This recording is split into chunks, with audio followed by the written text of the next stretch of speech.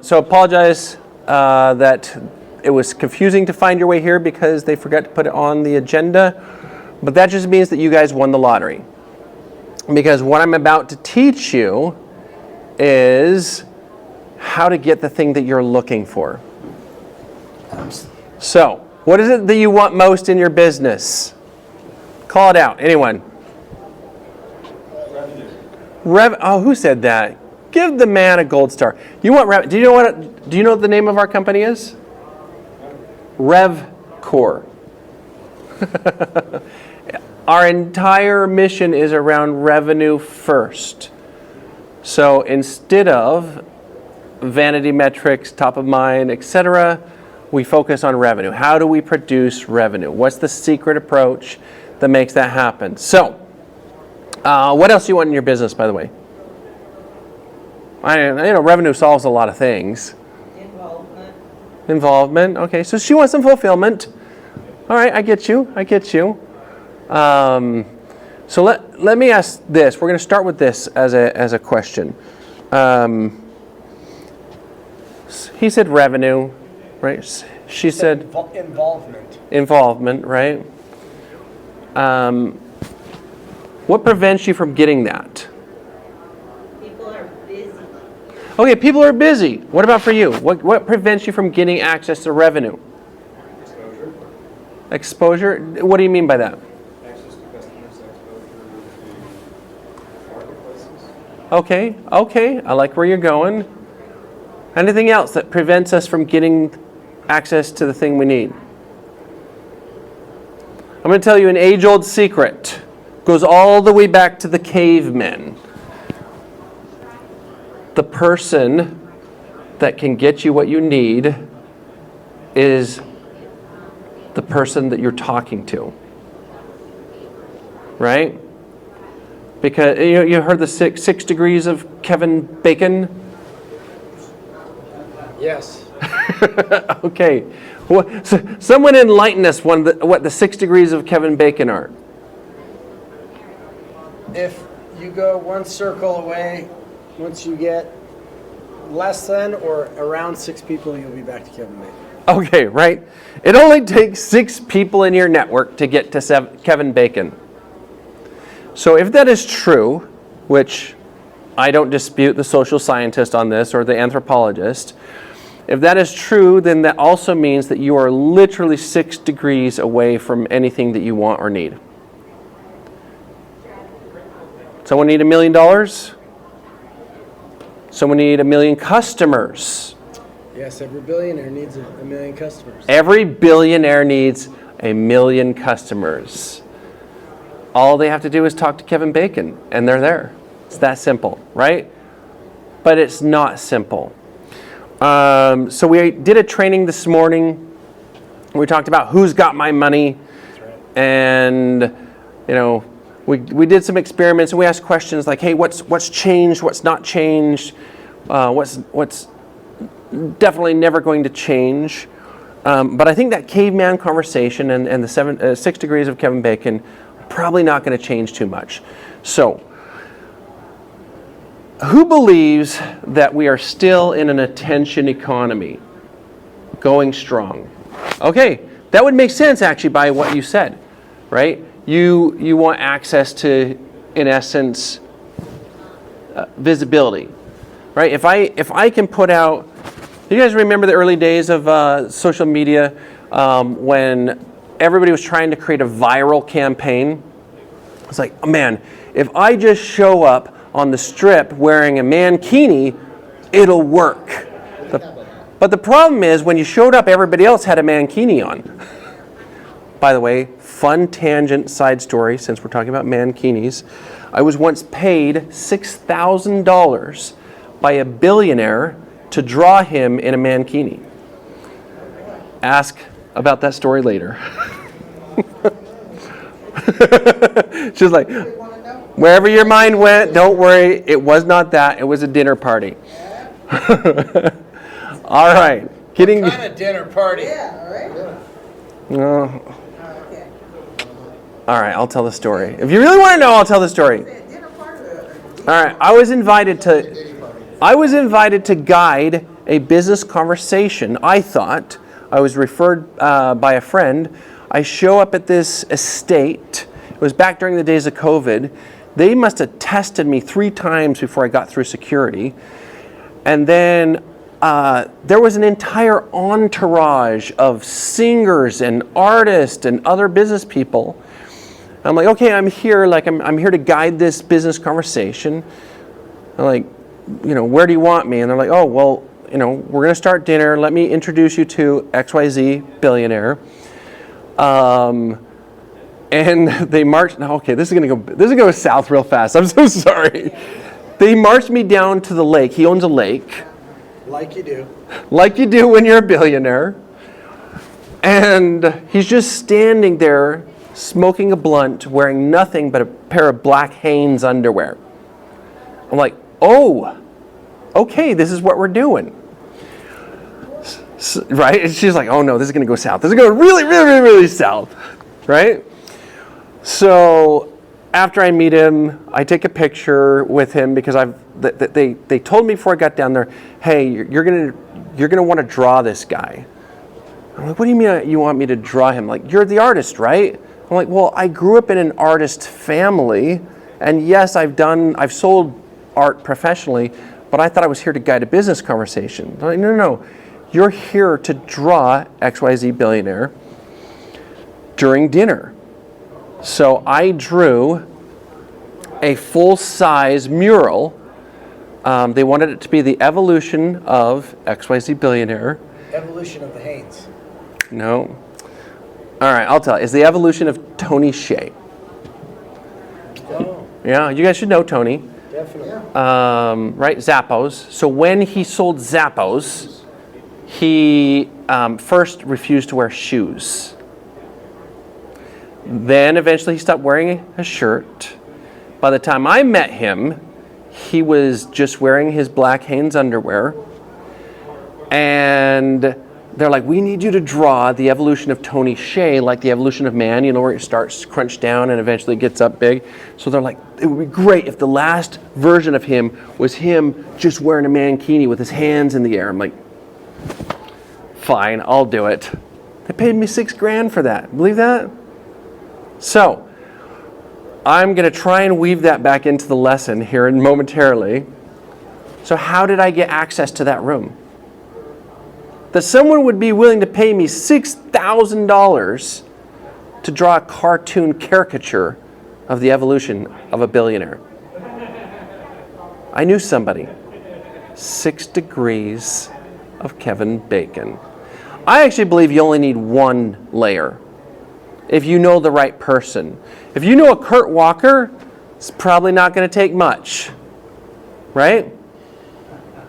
No, think about that. If you know the right person, how many degrees do you actually need? Maybe 2. Maybe 2. I'm actually working on a book right now called The Access Code. Teaches you how to do that. You only need 2. All right.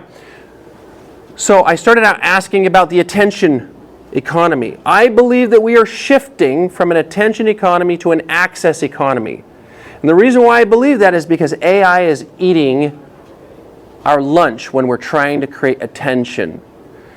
Not because AI creates any better content than we do as humans that have been on this planet for millions and millions of years, because it just can outproduce us.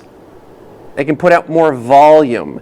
And believe me, it's very, very close to creating more novel content. And we are novelty-seeking creatures. Don't believe me? Go do a keyword search and see how much traction the word new gets on Google searches. Put new in your offer, and believe it or not, we'll pay attention to it, oddly. We also pay attention to free, because we're cheap. So, we are moving into an access economy. And what that means is our circle of influence matters more than the vanity metrics. So we have a company, it's called RevCore. Among the different strategies that we use, we actually, believe it or not, decided to use podcasts to get people access to the people that they want to do business with. So why podcast? Just based on what I said, you guys are smart. Theorize. Why do you think we would use a podcast? Because with a podcast, you don't necessarily have to have a business talk with the person you want to do business with. You kind of appeal to them simply wanting to meet people and talk to people. You invite them on and talk. You start talking about what they do, and end up you're talking about what they do, and then they kind of want to know about you, and then just the conversation happens naturally. So it's the most excellent way to effectively network and open up opportunity. Okay. So you heard what he was saying, that it's more natural. Like you're just curious about what they're doing, and then once you get to know them, suddenly there's a new opportunity to talk about what you do in business. Is that what you're saying? Yeah. Okay. You've heard before, we do business with people that we know, like, and trust. When a telemarketer calls you on the phone, do you know them? Do you like them? Do you trust them? When your neighbor invites you to a party at their home so they can do a makeover on you, do you know them? Do you like them? Do you trust them after they invited you to a makeup party where they're going to tell you that you can be a millionaire if you find 3 friends that find 3 friends that find 3 friends? We do business with people we know, like, and trust. So how do I get to know the person that has my $1 million or my million customers? How do I get to know them? By showing up and offering or adding value. Showing up and offering value. Okay, guess what humans value? According to behavioral scientists, they did an experiment several years ago, and they offered people the chance to take less money to write about a subject that was interesting, less money to talk just about themselves. Guess what people did every single time? So more money to basically write about something that maybe it was science or something else, and less money to just talk about themselves. Guess what people did every time? Talked about themselves. They took less money to talk about themselves. So put this in an equation, we'll just, like round numbers, let's say it's like $100 you're getting paid to write about desert beetles. But you're getting offered $50 to basically just talk about yourself. And everybody says, $50, good deal. That's science, folks. People will actually take less money To talk about themselves. to talk about themselves. And their life is a desert beetle. Because it's easy. And their life is a desert beetle. In my previous life, 2 lives ago, I was a desert beetle named Sheila. I was a scarab beetle, yeah. All right. I'd love to interview you on my podcast. I would love to interview you. Okay, great. You would love to interview me on your podcast. What's your podcast about? Podcast about emerging technologies. Ooh, emerging technologies. Who wants to be interviewed on that podcast, by the way? I do, by the way. Emerging technologies. I love emerging technologies. I am all about it. So I would be a prime candidate because it's an area of interest that directly relates to my personal identity. So here's the bottom line. You came here to listen to something called the invisible pitch. It's not a magic trick. It's just a principle. And it's not even about podcasting, by the way. All it is that you are going to be having these conversations anyway, but most of the time, the way you're having them right now, people are telling you no. But if you invite them to do something that they value, which is talking about themselves, either on a podcast interview or as an expert panelist at one of these types of events, what are they going to say to you? Are they going to say yes or no? Are they going to say Yes. yes? They're going to say yes. Why are they going to say yes? Because they want to talk about what they do in themselves. Because evolutionary biology taught them that if they're special in their tribe, they don't die. Yes. They get to mate and they don't get abandoned. It's that simple. Sorry, folks. They want to talk about themselves. Okay? Does that make sense? Everybody follow that? We're good so far. All right. Who wants to talk about themselves? Liars! Who wants to talk about yourself? Denise does. Come on up. Oh, her. I didn't raise my He's got hand. someone in mind. Too bad. I raised it for you. You want to talk about yourself? You raised my hand for me. Come on up. He's got someone in mind. Come up here. Come sit in one of these happy chairs. I think everybody else will enjoy this, so I raised it for you. Who thinks I should pitch her? Try and sell her something. Go for it. I think you should invisibly pitch her. What's your name again? Denise. It's kind of like Denise, but with a T. Denise. That's like Denise with a T. Denise. Yeah. Is there a meaning behind that name? My mother's name was Tina. My dad's name was Daniel. My dad decided he wanted to do the egotistical thing and name his first child Danielle. And then he wanted my mom to do the same thing, and my mom thought it was weird, but she took her name and tweaked it and did it anyway. So your parents are narcissists. My dad. I love it. This is fantastic. So Denise, and so I'm assuming you've told the story over and over. Anytime when anyone asks, like, where's your name come from? No. Am I the first person to ask No, this? not the first, but hardly anybody asks. I've only probably answered that question 3 or 4 times in my life. Really? Really, I don't really get that question often. All right, well, give me a high five on that one. Okay. Hey. You're curious about people, so it obviously says something about you. I am. I'm deeply curious. So, first of all, tell me why you came today. Kurt Walker, actually. So I am a organizer for 1 Million Cups in St. George, and he has been coming down there to St. George. We have been talking about doing a few different things, including trying to bring Tech Alley to St. George and trying to bring 1 Million Cups to Vegas, and we've been trying to coordinate some of that kind of stuff. And he's told me about this event a few times, and apparently it takes a few times. I finally came. Okay, so 1 Million Cups. How did you get involved in that? I am the kind of person that tries to purposely and intentionally put myself in rooms with purpose. I like to try to help people. It's what I do. I am a founder of a nonprofit organization, which is also a lot of what I do with that. I love to help people, and I like 1 Million Cups because it is intentionality. It's networking with intention, and I'm all about that. So it sounds like helping people and intentionality is very important to you. Yes. Okay, and why? Where did that come from? Have you always had that, or is it something that just evolved over time? Evolved over time, and I think it's a core part of who I am. Maybe it has something to do with being raised by a narcissist. Maybe it has something to do with being raised by a pathological liar. By the time I was an adult, I went, oh, I like honesty. I like people that do what they say they're going to do, and I really value people that say, hey, let's do this, or I'm going to do this, and they do it. It's so cool. Wow. It's so cool when people actually do what they say they're going to do. I love it.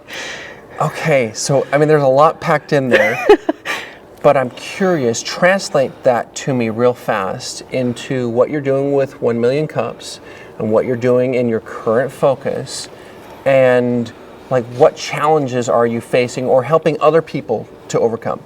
I've tried to help people throughout my entire life. I grew up at the intersect of about 4 different polygamous religions. Long story there too. That's fun at dinner parties, isn't it? Oh yeah. And I grew up in a lifestyle laden with abuse of every shape and form. I'm sorry. And by the time I was 5 years old, I was partially responsible for helping raise my younger siblings when my mom died when I was 5. My sister helped kind of raise, we pretty much were raising ourselves by the time I was about 7 or 9. And by the time I was 12, I was heavily involved with trying to help a lot of other kids that were going through very similar awful things. It's just kind of always been who I am. I like to help people. I've always been that way. And I like putting myself in places where I can make a difference in the world. And being extremely selfish, I have people tell me, ask me the one thing that you want to do before you die. I think and what your greatest fear is. I don't want to die and people and not have made my mark in this world. And if I can make any mark on this world, I want to make the world a better place. To me, that's a beautiful thing, and I resonate with that quite a bit. We were having a conversation just before this, and I shared what my personal mission is in life, and it follows an acronym. It's called HOPE. Help others prosper exponentially. Let's do that. Let's do that. Yes. So let me ask this question. What do you need help with? Well, the nonprofit organization that I founded, in the nonprofit sector, there are a lot of problems. You talk about what are the biggest challenges. Scam/fraud is probably the biggest one that we combat. Unfortunately, scam has found its way into every part of our whole entire universe. And those that try to say that they're doing good and they're not is a really big problem. And so there's a lot that I do that helps filter that out. So if I say there is XYZ need, I have verified it. I have seen it with my own eyes. I have ensured that it's real. So when people hear something from me saying this is this need, you can know that it's real. And then, so I think that that's probably the biggest enemy. I found a few different ways to kind of combat that. And then one of the other biggest enemies is the resistance to change. People do not want to change. And in the nonprofit sector, like I said, there's a lot of issues, and one of them being that it's very siloed. Everybody's kind of doing their own little thing, lots of toe stepping, lots of competition, and it's not supposed to be a competition. And in the business world, there's a whole lot of competing for resources, and everybody is trying to get their little piece of the pie, but it's really frustrating when that happens in the nonprofit sector. So again, to literally fight against it and work against that, I founded the Nonprofit Roundtable. So I bring nonprofits into the same room. We work together, talk to each other. How can we help each other? How can we be a team? And some of the results that have come out of that room have been pretty freaking cool. When you really stop trying to be the enemy of your competitor and be their friend, magic happens. Yeah. This gentleman over here and I, before we came in, we're talking about humanity's greatest evolutionary advantage. Do you remember what I said? Remember what I said? You said cooperation. Yeah. Collaboration is what I call it, but same thing. Yeah, collaboration, cooperation, coordination. Yep. It's our greatest evolutionary advantage. It's not the opposable thumb, even though it's really cool and dolphins try and imitate us. Working together is definitely what we should be doing more of. So that is a beautiful thing. I have to point out, there's one thing I didn't hear you say. Now, I've sat on multiple boards of nonprofit organizations, and the one thing that I'm probably going to say next is I didn't hear you say that the thing that you needed was money. Nope. Do you know what I do? I got to hear this. I find money for the other ones. I actually fundraise on their behalf.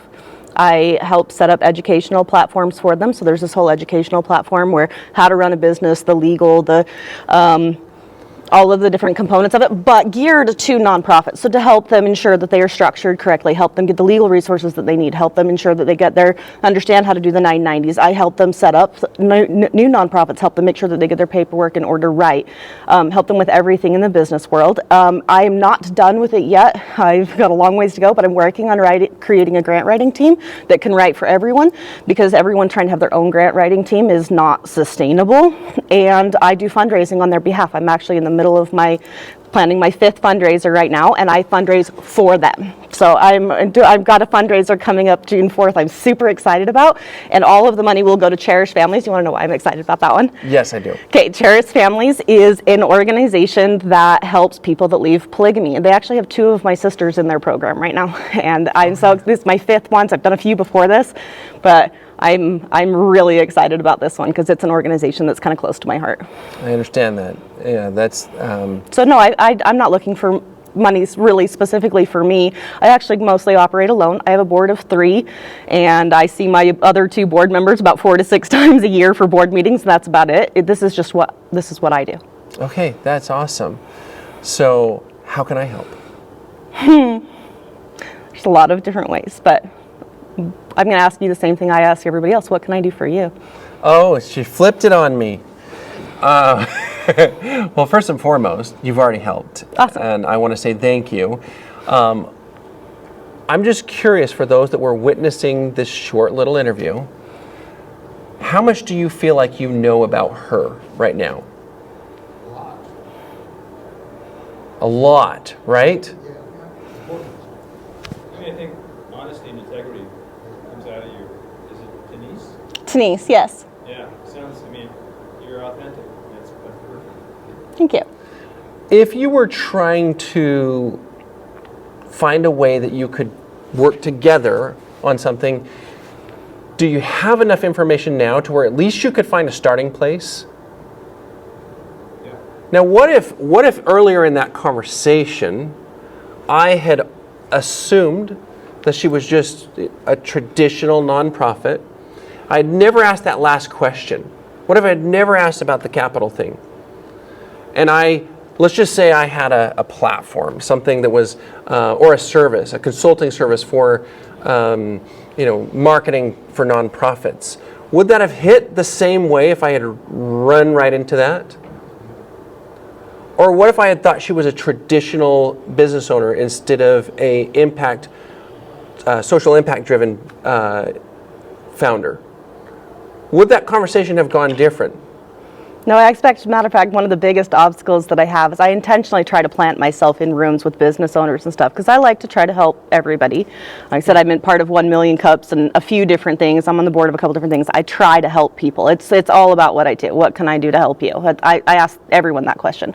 And when business owners come up to me and they immediately just try to sell me what they have and that's it's brick wall real fast. It doesn't go anywhere. It ends real quick. And usually I very gracefully look, nonprofit means no money, so you're not going to get anywhere with this. I am just broke, don't have money, don't have any sort of income, and I don't do anything that brings in revenues. You're just never going to get anywhere, and then they just leave. Yeah. And I'm like, well, that tells me what I need to know about you. So I actually don't mind it when they do that because it tells me what kind of person they are. Yeah. And that's a really quick way to not get business very fast at all because it's not successful. I definitely agree. So last thing. Yeah. I have some people that I want to introduce you to. So 2 degrees of Kevin Bacon. Yep. I sit on the board of a nonprofit called Active Impact, and they're trying to do very, very similar things. So I want to introduce you to my dear friend, Greg Cronin. We'll exchange contact information afterwards. I think you have a lot in common. And outside of that, I think we should have an offline conversation and just see if there's anywhere we can do business together. Okay. Okay. It's nice to meet you. I already connected you guys because, 1 degree of Kurt Walker. The 1 degree of Kurt Walker. And I already followed your LinkedIn from your last class. Oh, thank you. All right, everybody give her a hand. What did you learn? I know that looked like a normal conversation, but what did you learn? Oh, I do have the microphone still. You probably want that. Yeah. I'm sorry. We learned that Denise is awesome. We did. What else did we learn? Service-driven, service to others. Service-driven, okay? Power in asking questions and then allowing people to talk about themselves. Relationship Okay. first, transactions second. Yeah. Okay, but he hit on something that I want to highlight. So, full transparency, I have built a lot of sales organizations. Big glass buildings full of salespeople in cubicles. And when we interview salespeople to come on, whether or not a sales manager, sales leader, etc., we run them through a process where we make them role play. And the ones that never make it actually onto the sales floor are the ones that do what I call show up and throw up. What that means is they don't know how to ask questions. They are not curious. They're not looking to find actual value. They just assume if I tell you enough times in enough ways that what the thing I have to sell is so great that you'll actually buy. And it not only does it not work, it offends and angers people. That's why people hate door-to-door salespeople. Because someone back in the 80s or whenever it was wrote a book, I won't name his name because I know the book, that basically taught people that, hey, if you'll use all these tactics that aren't genuine, you can hack the human and you can get them to say yes and give you their money. That's the reason why we have a law nationwide that if I buy something from someone door to door, I have a grace period where I can say, never mind, I was bullied into it at the door. Okay? So asking questions is probably the most critical skill you can develop when it comes to conversing. Like genuinely. What else did you observe? Empathy? Okay. What do you mean by empathy? Care and consideration for others people's needs, problems. Okay. Empathy for, well, that's part of asking the question. If you ask the questions, you show care, concern about somebody else's opinion. So I think that empathy was. Okay. So basically empathy, right? It's where you can put yourself in their shoes. It's where you're sincerely interested in the thing that they're talking about and trying to solve whatever needs are being unmet by that individual. That's just being human, or maybe it's trying to be a better human. I don't think any of us are great. I think we're pretty good sometimes, but it's being a better human if we're genuinely interested. Now, I really like how you asked what you could do for me, because like I said, that's my approach with everybody. I always ask, what can I do for you? And it's not very, it's very, very infrequent that somebody asks me the same question. I go around asking that question all the time, but it almost threw me when you asked me. I was like, yeah, it is. Like, it throws me as well. I actually really struggle with asking for help. You know, I grew up 8 kids in the family. You would have drowned on the Titanic. I would have. Oh, no, poor Jack. Oh, by the way, since you sent me on that little tangent, I have to go down this road because I am neurodivergent. I have ADHD. I tried to compare all the villains of that era. She was the villain. Rose was one of the worst villains of the era. Awful. Sorry. She chucks the damn thing over the end, doesn't tell anybody. Hee hee. Like, seriously? Whatever. Sorry. You lost some sleep over that one. I might have. All right. What did you learn that you can apply in your business today? So anyone that wasn't part of the Who's Got My Money, we threw out a statistic. So most founders, it's roughly 95% of founders, do not interview potential clients or vendors before they dig their heels in and commit to building the thing that they think has never, ever, ever been done before. Do you know how many times when I was a venture capitalist, somebody would come to me and say, I need $1 million. Well, what do you need $1 million for? Well, we have found this thing that has never, ever been done before. What we're doing is we're connecting people on the internet that want to be friends. Oh, you mean like Facebook? No. This one's different because we create these extra rooms where people can chat. I'm like, okay, like, walk me through. Yes, this has been done before. Just so you know, most of the things that you do that you think are like super, super innovative are not as innovative as you think. So where's the real, I know, I see this knowing look, they're like looking back and forth like, oh shoot, that's what we said to the last venture capitalist, and that's why you didn't give us the money, or whatever it is, right? Or you've invested a lot of time, money, and energy in over-architecting a piece of tech. Like, oh man, I'm gonna create a piece of tech that does everything that LinkedIn does and YouTube does, and it's also going to have accounting software. So basically it's QuickBooks for LinkedIn, for YouTube, with Google search, and we'll throw in Match.com just for fun. And nobody buys it. And you spend a lot of time and money, right? So, the other thing that you should have learned in that exercise is that if you don't ask and if you don't have conversations, you don't know. I would have had no idea what her background was. Right? So, who has somebody that they're trying to get a hold like anyone know who your ideal customer profile is? Someone that actually knows their persona that can throw it? We already did you. That knows your actual buyer persona. Like you could describe, like if I put a whiteboard up here or a marker board, you could come draw the person, say, yeah, and put all the stats next to them, same way you do sports. Like they are 35 years old, they are 6'2", athletic build, They buy from GNC, but they don't order Muscle and Fitness magazine. Like, anyone have that? Okay, who is your ICP, ideal customer profile?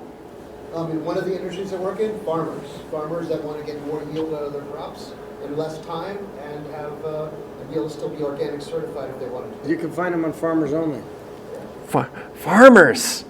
See, I even wore my boots today for this. This is one of the projects I'm working with. So the person you're trying to get a hold of is farmers that want more yield out of their crops.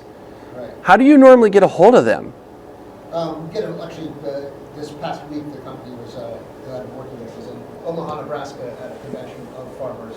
It's sponsored by the Department of Agriculture, and they were all there. So most of the investors that are coming on right now in the company are farmers that have decided to invest in the product because they're going to be customers. They're going to be clients of the product. They're going to be buy-ins. They're also going to invest in the company and produce the product. Okay, so what I heard was the way you get a hold of the farmers is you go to the same room that they're in, which is at a farming convention. Yes. Okay? Who else is in that room when you go there, by the way? Politicians, people involved in legislation. Politicians. Agriculture and farming, because they themselves in those states, those home states, Okay. senators and congressmen tend to be in the industry in those home states or have family in the industry, and are friends of, and that's representing their constituency. So they're there to campaign and represent their constituency's interests. And so sort of a lot of mutual, could be also be golf courses, could be for this project. Okay. Right? Let me ask you this question. I'm sure we've all been to events. First of all, by show of hands, how many of you have bought something directly at a convention? 1, 2, 3, 4. Do you count? Was the same thing? Because it's the same thing. I'm gonna. No, just kidding. No, you're good. So 4 people in the room. So I'm gonna say a third, roughly a third. I've done a lot of events. I think Kurt might have me be, 400 or 500 events. I've bought at events, but I've definitely not bought at a lot of events. The thing that I train on this thing called the invisible pitch, the reason why it works is you're switching the trust or the favor, we'll call it the favor differential, right? So let's just say you have a booth at an event center, right? And you spent maybe you spent $3,000 for it, got some cool signage behind you. When I step up to your booth as Farmer Levi, it's a good farmer name, right? When I step up as Farmer Levi, and you start telling me about how you can maximize yield in crop, who's doing who a favor? Who is doing who a favor? What do you think? In that conversation, where is it weighted? Is it like, okay, so if I'm Farmer Levi on this side, and you're on this side, who's doing who a favor? The farmer is doing a favor by simply giving an ear to the opportunity. Yes. Because they're doing me a favor by giving an ear to listen to how I can help them. Yeah. Give the guy a gold star, right? And one of these, right? Okay. That's the same thing that happens when you're talking to a salesperson. You're doing them a favor by entertaining their pitch. This conversation is about an invisible pitch that doesn't feel like a pitch. Could I have sold her something? Yes. Yes. Service. I could have sold her something. Did I sell her something? Start of a relationship. I started a relationship. Okay? Now, was there ever a value positioned in our conversation coming my direction to hers? Or hinted at? There was. Yes, because you showed genuine interest right from the beginning, and that is incredibly valuable. I mean, right from the get-go, your very first question was regarding my name, and as I said, hardly anybody even asks. So genuine interest is incredibly valuable. Did I ever say in the conversation, or allude to in the conversation, we might be able to do business together. No, I did actually. at the very end. She didn't even catch it, right? It was at the end. Yeah, oh, I did, but at the end, you were talking about at the beginning, but yeah. No, just at any point in the conversation. Yeah, but not till the end, not till you had done relationship first. Like I said, Correct. The concept of relationship first, transaction second. And even at that point, it wasn't actually a pitch. Yeah. It was an exploration of how do we do value together. So you're trying to get a hold of farmers, right? You could invite farmers to be on your podcast. That's the direct line. But I'm going to give you a masterclass level approach. If you're going to do something like a podcast, or you're going to do events with, like, why don't you run the convention and invite all the farmers and the politicians, right? I'm going to give you a masterclass approach to this. Kurt's giggling because he knows what I'm going to say. So I said at the very, very, very beginning, we're moving from a influence economy, right, where I'm trying to get your attention. Hey, look at me, I'm wearing a mankini, to an access economy. These are the people that you need access to in order to grow your business. First, you need the person that's going to buy your product, service, whatever it is. Second, you need the person that owns that relationship. So you can get there 3 ways. 3 B's. Ready? Write this down. Just kidding. No one has paper anymore. You can buy access to influence. Anyone can do it. He can pay for that. He can pay for that booth. You can use pay-per-click ads. You can be the person that offers the free steak dinner for all the doctors to come, and then you're going to talk to them about your greatest thing that you're servicing them with, right? That is a method, and it does work.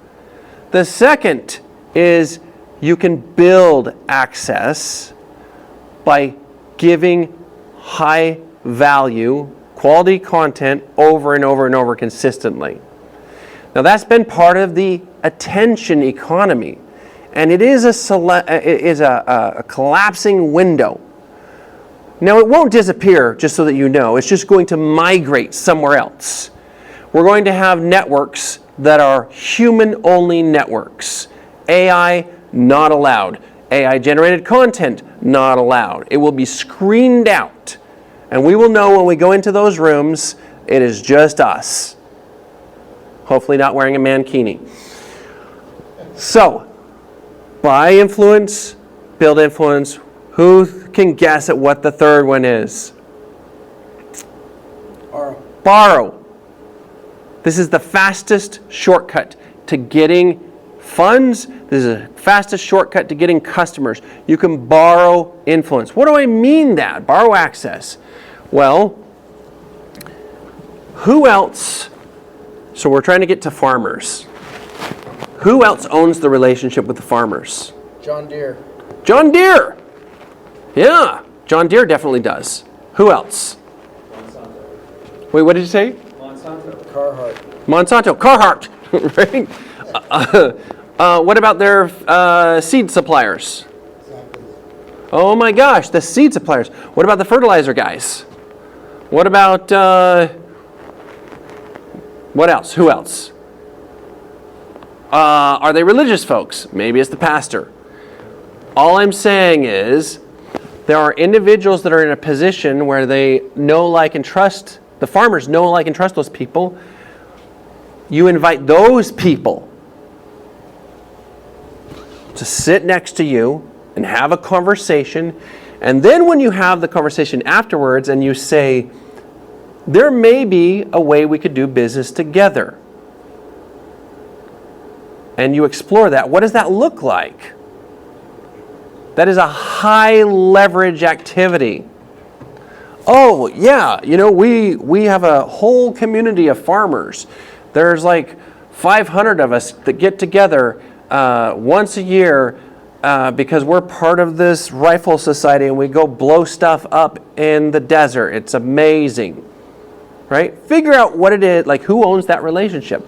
Then with the person that you've just created reciprocity with, say, hey, what would it look like if what I do was being introduced to your audience? Like, could that benefit you in any way? And if not, just let me know, because then, we don't have to do business. But if there's any way that what I do creates value for your audience, the people because we're after the exact same people, then how can I make you look like a rock star? That's where joint venture normally happens. Oh my goodness, you've got an audience of 5,000 people. I've got an amazing product that you don't have. Let's promote it together and split the profits. Best shortcut in the business. Borrowing access to influence. So is the Kevin Bacon analogy borrowing access to influence? No, the Kevin Bacon analogy is the direct shot. Basically, it's who do you need to connect to? So, okay. Well, if Kevin Bacon's one of those farmers, yes. Because if I sat down with the guy that runs the rifle range and I said, by the way, I happen to know that Kevin Bacon shoots at your range, is there any chance you could introduce us? I would be deeply grateful. Side-by-side shooting stalls. Yes, side-by-side shooting shooting. I can't even say it now. Stalls, right? Kevin Bacon. Yes, that is absolutely a sneak attack approach. That's what the access code is all about. I've got a gal in my network that I call a celebrity sniper. We actually, I should call it the Kurt rule, but I call it the Rhonda rule. Because I don't care who it is, she only needs one point of contact to get us to who we want to meet with. If I want to get with Russell Brunson, who did the whole ClickFunnels thing, guess what? Rhonda has at least half a dozen people in her network that know Russell Brunson or Joe Rogan or the President of the United States or whatever. But how do you get that reciprocity with them? You create value for them. Were you raising your hand? Yeah, so Oh, the gatekeepers. that's whose job is to screen. Yeah. Okay, give me a sample of who the person is that we're trying to get past the gatekeeper for. Let's say you want to get one of Elon Musk's. Okay, he's shooting big. Like the dude is swinging for the fences. All right, I'm gonna say that it's the exact same strategy because I know Elon has been on podcasts that were not as big as Joe Rogan's. I know for certain he has. So if you start interviewing, if you created a strategy and said, all right, my goal is to get to Musk. Actually, I already know somebody in my network. I am one or two degrees away right now. Interview me and I can probably get you to Musk. Like genuinely, we're that close. It is not that difficult. So you do a podcast, you interview the people that are, this is all Rhonda does. She looks at, okay, who are the people swimming in the same circle? She builds reciprocity with them by putting them on a podcast that my company produces. And then she asks that person afterwards to make an introduction either to Musk or to somebody else in that network so that they know she's legitimate. Just starts lining up the blocks so that when she actually does make the intro, it's literally like Musk would already have been aware of her because the people in his network are already talking about her. It's the wildest thing. So that when she talks to them, she's like, I already know you know who I am. I'm friends with Kurt, right? Friends with Michael. And if you need to verify me and look at that, I'm legit, just talk to them or here you go. So yeah, but by the way, why do you want to talk to Elon? Oh, it's a hypothetical. Like, it wasn't like, you're not trying to go to Mars? Sign me up! All right. Did you Uber Eat? No, No, this is my friend. Oh, yeah. Must be a nice session, must it? How long is it going? I can stay. No, you're good. I just see him bring a bag and I'm like, the Kurt Uber eated right in the middle of our event. Oh, that's epic. I love it. All right. Oh, definitely. Now we got to know what's in the bag. I'll let him explain it later. Okay, we'll explain it later. Okay, so let's go back through. What, in your opinion, like I've dropped little hints along the way. What is the invisible pitch? What does it mean? Personal connection. Personal connection. What else? Relationship first. Wait, what was that? Relationship first. Relationship first. It's pulling in a relationship instead of pushing a pitch. Right? Pulling instead of pushing, right? I'm not shotgun marketing out there. I'm not trying to get... Okay, so now I'm going to make my bold claim. We produce podcasts. I think podcasts are the most overrated and underutilized tool in your marketing toolbox. We produce podcasts, and I just said it's the most overrated. Do you know why it's the most overrated? Well, first of all, everybody's doing it wrong. But second of all, everyone's after the vanity metrics. How many followers? How many subs? I am going to be the next Joe Rogan. Now, you could become the next Joe Rogan, but think about what that means. They want to be the next Joe Rogan, or, Dyer's CEO or whatever, Stephen Bartlett. They wanted to be that because they think it gets them attention.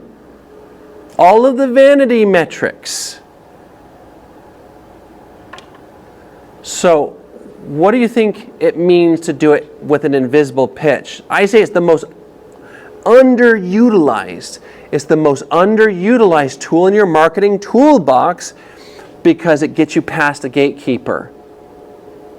If I can actually talk to that gatekeeper and say, hey, we've never had Elon on our show, and I'm sure he has a crazy busy schedule, but would definitely like to explore it with you. Can you send over to me a packet of the process of getting Elon on our podcast? Here's what I did instead of saying, please, Elon, be on my show. I'm doing my diligence. Or I'm going to look at the other shows that he's been on, and I'm going to try and get that person on my show. I'm going to hey, you had Elon Musk on your show. You are my absolute hero. Is there any chance you would consider being on my show? I just want to know what that process was, because that is so cool.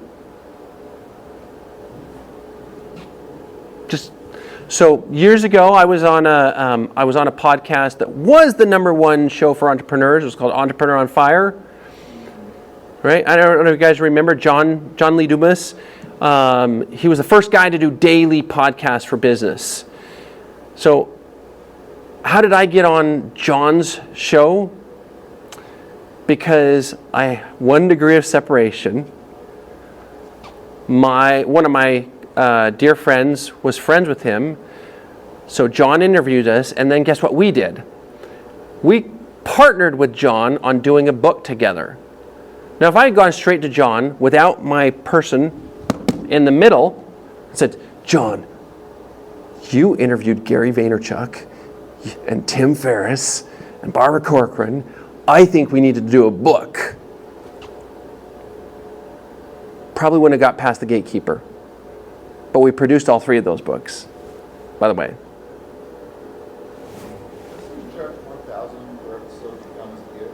Ooh, I love this question. Doesn't he charge $4,000 per episode? He might. I have never paid to be on anyone's show, ever. I just don't do it. But some people do charge. It's kind of an interesting thing. Also, Mixer G, that was pretty. Yeah. Mixer G, I think was bigger than this. Yeah. Does anybody remember the days of six-pack shortcuts with Mike Chang? The man. The myth, the legend. He built the largest fitness YouTube channel in the world. I was hired to do marketing for Ron Williams. He had developed some fitness equipment. And I'm like, Ron, we got to do a YouTube channel for you. And in order for it to go big, we've got to get you on six-pack shortcuts. Now, I didn't know Mike Chang. I didn't know him from anyone. Any guesses how I got Ron on Mike Chang's show and didn't pay the $10,000 that Mike normally charged people to be on his show? Come on, you guys, you're paying attention. How did I do it?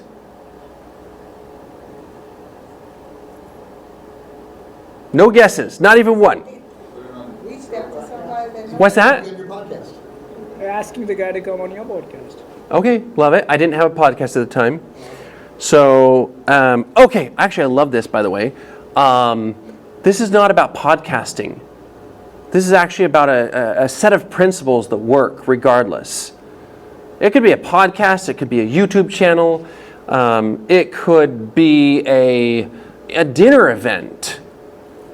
As long as there's an upside value. Like, so when I say dinner event, right? If there's a dinner event, if I invited all of you and said, hey, look, I'm going to introduce you to Mr. Ron Williams, the most decorated bodybuilder in the world, 21 world titles, 265 titles overall, and I just want you to come to the dinner. Who's doing who a favor? I'm doing you a favor, right? It doesn't matter if it's a podcast or anything else. So how did I get Ron? How did I get Ron on Mike's show? Because Ron had 0 vanity metrics. He had just barely, I think we had uploaded like 1 or 2 videos that had like 21 views each. So normally when you're invited to collaborate on somebody else's podcast or their YouTube channel, they want to know how many views do you have? Because they want to know how it's going to feed into their stream. So I happen to have seen a video that Mike had done with a gentleman by the name of Christian Busaith. If anyone ever saw the video with the real fruit ninja, that was Christian Busaith. Just big jolly guy. I knew Christian because I had hired him on a project that I had done. I'm like, Christian, do you think you could introduce me to Mike? He's like, I'll do it right now. He put me on the phone with Mike. Because they had become friends in this film project. Right? 1 degree of separation. So Christian puts me on a phone with Mike. I'm like, hey Mike, I am helping Ron Williams with his fitness product. It's called the Iron Chest Master. Would love to explore doing basically a promotional. We'll give you a percentage of the sales, yada, yada, yada. He's like, no, I only do it. I charge $10,000 for a spot. I'm like, oh, okay. That's interesting, Mike. Like, no, wait, do you know who Ron Williams is?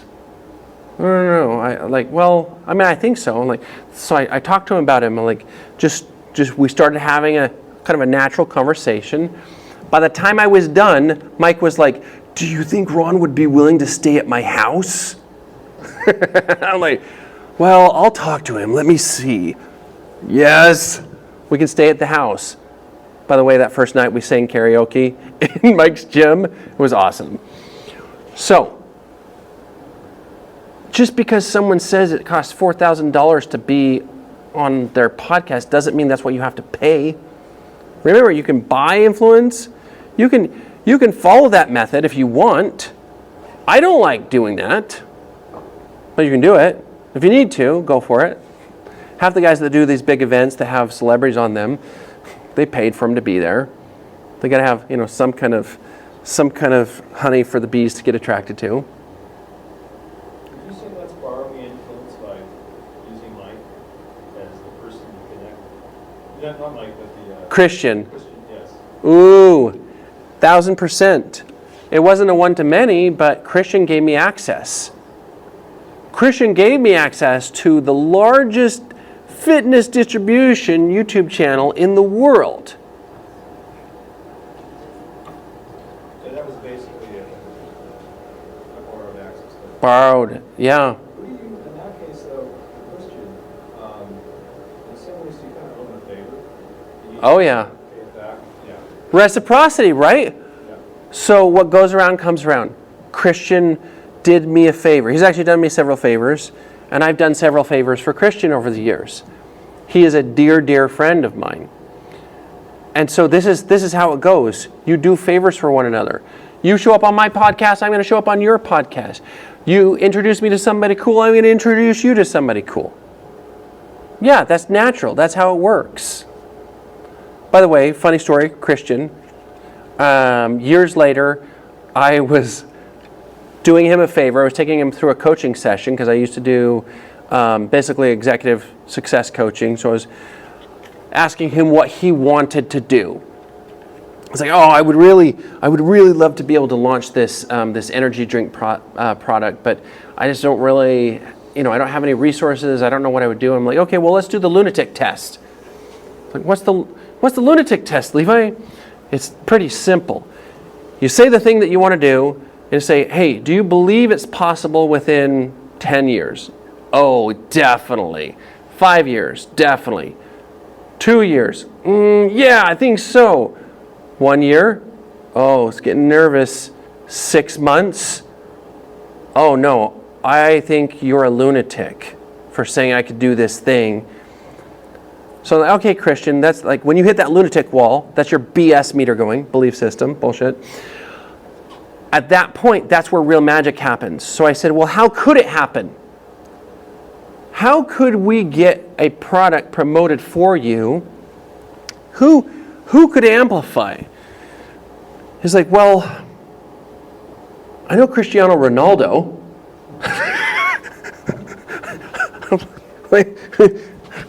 Wait, you know Cristiano Ronaldo? You mean like the most famous athlete in the world at the time? It's like, yeah, I did a commercial with him for his iRock product, his basically earbuds like Beats, and he loved me. He said if I ever needed anything, just to call him.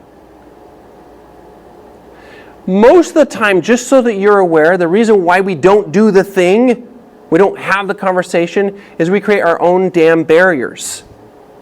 We're like, oh, no, they would never want to. Elon Musk would never be on my podcast. Never.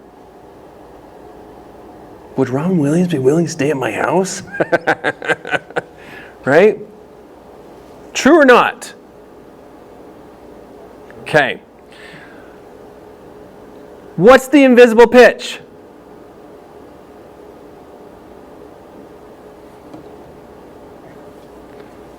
You have to give me one thing before you go, brother. One thing. What's the invisible pitch? Is it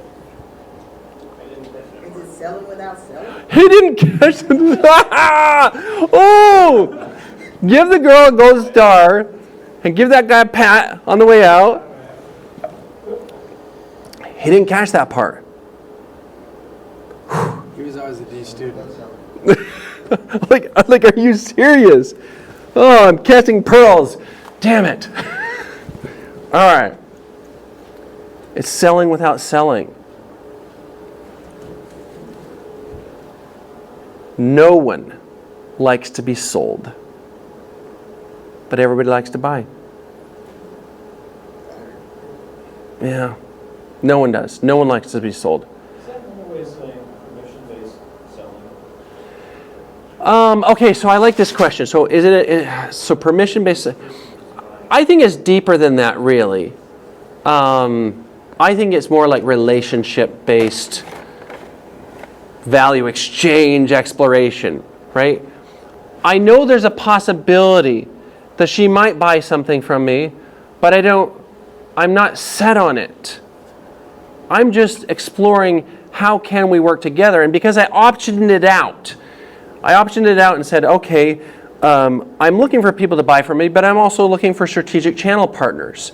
This is where most early stage entrepreneurs at GTM get stuck.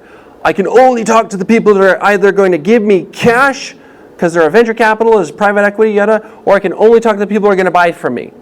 They don't expand out and think about, well, how else can people do favors and how else can we build value? How can we build a network? Does that make sense? Exploring the relationship without expectation or attachment to the outcome. Yeah, okay. We'll put it one way real fast. So and you'll get this instantly.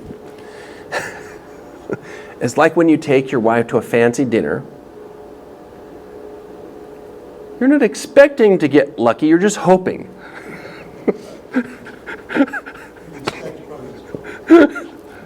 It's like that.